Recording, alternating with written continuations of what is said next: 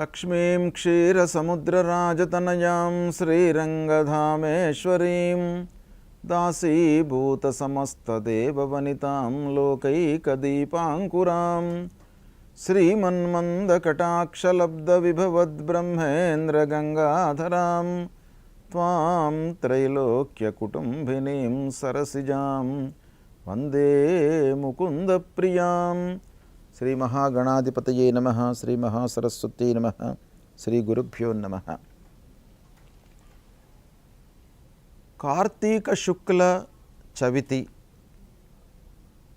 అంటే కార్తీక శుక్ల చతుర్థి, కార్తీక మాసంలో 4వ రోజు అన్నమాట.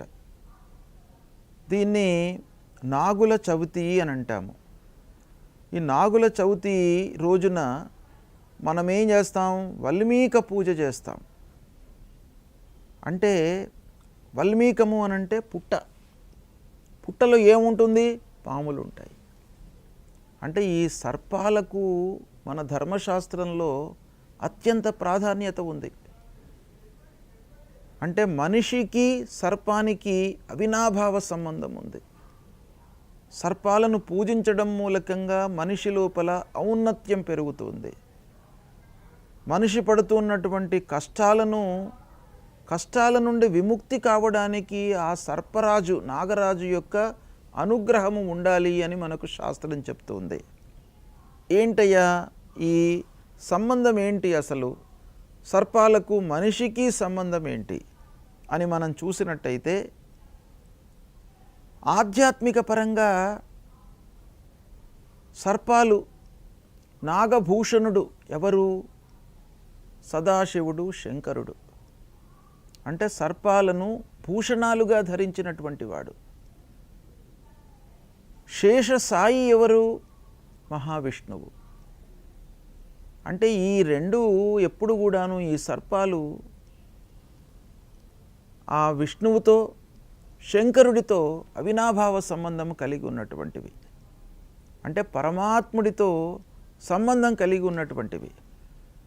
పరమాత్ముడు తర్వాత ఆత్మ, పరమాత్మ. ఆత్మ ఎవరు? మనిషికి సంబంధించినటువంటి ఆత్మ. ఈ ఆత్మల యొక్క సమూహము మనకు పరమాత్మ. కాబట్టి మనకు ఈ రకంగా చూసినట్టయితే ఒక సంబంధం అనేటువంటిది మనకు ఉంది. అంతేకాకుండా మనము భౌతికంగా మనం ఆలోచించినట్టయితే ఈ మనిషి శరీరంలో 9 రంధ్రాలు ఉంటాయి, నవరంధ్రాలు ఉంటాయి. అంటే నవరంధ్రాలతో కూడుకున్నటువంటిది శరీరం. తర్వాత వల్మీకము అనంటే పుట్ట. సాధారణంగా మనము పుట్టను చూసినట్టయితే కూడాను, మీరు యాదృచ్ఛికంగా ఎక్కడైనా పుట్టను చూసినట్టయితే ఒక పుట్టలో 9 రంధ్రాలే ఉంటాయి.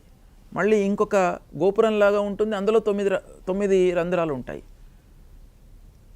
అంటే ఇది ఒక శరీరం రూపంలో ఉన్నదన్నమాట. వల్మీకము అని అంటే పుట్ట. ఆ పుట్ట లోపల కూడాను 9 రంధ్రాలు ఉంటాయి. ఆ రంధ్రాల లోపల మళ్ళీ మనకు సర్పరాజు, నాగరాజు ఉంటారు. అంటే పాములు ఉంటాయి.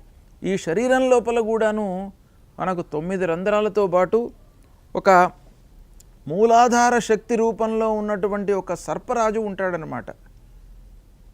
కాబట్టి ఈ కుండలిని శక్తి వీటన్నిటికి కూడాను మూలాధారమైనటువంటి శక్తి.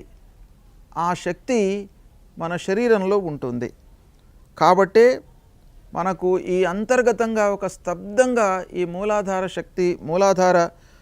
శక్తి లోపల ఈ సర్పరూపంలో మనకు భగవంతుడు మన శరీరంలో ఉంటాడు అనేటువంటిది ఒక ఆచారము, ఒక ప్రతిహతంగా మనకు వస్తున్నటువంటి విషయం. అయితే మనిషి శరీరంలో నాగరాజు ఉంటాడు అంటే కుండలిని రూపంలో, ఒక శక్తి రూపంలో ఉంటాడనమాట. ఎందుకు? 9 రంధ్రాలు ఉన్నాయి, అందులో ఉన్నటువంటిది సర్పమే కాబట్టి ఇది వల్మీక స్వరూపం అన్నమాట, భౌతికం. కాబట్టి ఈ కలియుగం లోపల ధర్మాన్ని అనుసరిస్తున్నటువంటి మనిషి చాలా తక్కువగా ఉంటారు. అంటే ధర్మాన్ని పాటించేటువంటి వ్యక్తుల యొక్క సంఖ్య చాలా తక్కువ. ఎప్పుడు? కలియుగంలో. కృతయుగంలో 100% ఉండేటువంటి వాళ్ళు, ధర్మాన్ని ఆచరించేటువంటి వాళ్ళు. క్రమంగా అది తగ్గుతూ వచ్చిందనమాట. యుగానికి యుగానికి తగ్గి మొదట్లో 4 పాదాలలో ధర్మం ఉండింది, 3 పాదాలు, మళ్ళీ 2 పాదాలు, చివరికి వచ్చేటప్పటికి కలియుగం లోపల ధర్మంతో ఉండేటువంటి వాళ్ళు, అంటే న్యాయంతో ఉండేటువంటి వాళ్ళు, సత్యం మాట్లాడుతున్నటువంటి వాళ్ళ సంఖ్య చాలా తగ్గిపోయింది కనుక ఈ మనిషి లోపల ధార్మికమైనటువంటి కార్యక్రమాలు చేయడం కూడాను తగ్గిపోయిందనమాట కలియుగం లోపల. ఎందుకు తగ్గింది అని అంటే కామక్రోధ లోభ మోహ మద మాత్సర్యాలు అనేటువంటివి ఉన్నాయి, అరిషడ్ వర్గాలు. ఇవి మనకు అంతర్గతంగా శత్రువులు అన్నమాట. వీటికి లోనైపోయినాడు మనిషి. కాబట్టి లోను కావడం మూలకంగా మిగతా పనులు ఏవి ధర్మకార్యాలు చేయడానికి కూడాను ఇవి ఈ అరిషడ్ వర్గాలు ఏవైతే ఈ 6 ఉన్నాయో ఇవి 6 ప్రతి స్టెప్ లోపల కూడాను మనిషిని అడ్డుకుంటున్నాయి అన్నమాట. కాబట్టి వీటి నుండి బయటపడడానికి ఆ మహావిష్ణువు శంకరుణ్ణి మనం ప్రార్థించడము, కీర్తించడం మూలకంగా మన లోపల ఉన్నటువంటి ఆ ఒక శక్తి, అంటే అరిషడ్ వర్గాలు అనేటువంటివి మన చేసేటువంటి కార్యక్రమాలకు అడ్డుగాకుండా ఉండడానికి మనకు ఉపయోగపడుతుంది అని మనకు శాస్త్రం చెప్తుంది. అయితే మనకు శాస్త్రంలో ఇంత ఉన్నప్పటికీ మనకు ఒక శరీరం తీసుకుందాం, మనిషి యొక్క శరీరం. ఈ శరీరము వెనుక ఒక పాము రూపంలో మనకేముంటుంది? వెన్నుముక. వెన్నుముక అంటే మనకు ఒక పాము సర్పం ఆకారంలోనే ఉంటుంది. కాబట్టి దాని వెన్నుపూస అంటాం, వెన్నుపాము అని అంటాము. కాబట్టి మనిషి లోపల ఇది వల్మీకం లోపల ఒక నాగరాజు ఉన్నాడనమాట. కనుక మనమేం చేయాలి? దీన్ని కాపాడుకోవడానికి, శరీరాన్ని కాపాడుకోవడానికి, అరిషడ్ వర్గాల నుంచి మనం విముక్తులు కావడానికి, మనం చేసేటువంటి ధార్మిక కార్యక్రమాలకు అడ్డు తగలకుండా ఉండడానికి ఈ నాగదేవతను మనము పూజించాలి. అయితే ఈ రోజున ఈ కార్తీక శుక్ల చవితి రోజున ఆ నాగరాజును, నాగదేవతను పూజించడం మూలకంగా మనకు ఈ నవనాడుల లోపల ఒక పామును పోలి ఉన్నటువంటి ఏదైతే ఉందో ఆ వెన్నెముక, ఆ నాగేంద్రుడికి ప్రతిరూపం గనుక నాగేంద్రుణ్ణి మనం పూజించడం మూలకంగా మనిషి లోపల ఒక స్థిరత్వము, ఒక బలము చేకూరుతుంది అని మనకు శాస్త్రాలు చెప్తున్నాయి.